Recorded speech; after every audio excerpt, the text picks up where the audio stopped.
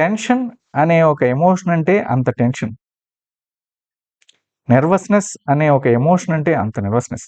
ఇవన్నీ రాకూడదని మనం అనుకుంటాం. అవి వస్తాయేమో అన్న ఒక అనుమానంతో మన హ్యాపీనెస్‌ని కూడా కంటామినేట్ చేసుకుంటాం. దీనివల్ల ఏమవుద్ది? మనం ఏ హ్యాపీనెస్ కోసమైతే లైఫ్ లీడ్ చేయాలని అనుకుంటామో, ఆ హ్యాపీనెస్‌ని కూడా మనం ఆస్వాదించలేం.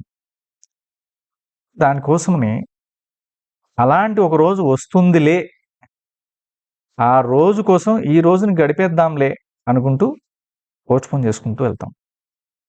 మన ఎమోషన్స్‌ని, మన నెగెటివ్ ఎమోషన్స్ మన మీద అటాక్ చేయకుండా ఉండడం కోసమని,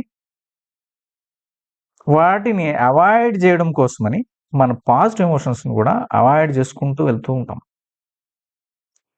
దానివల్ల వచ్చే నష్టం ఏంటి?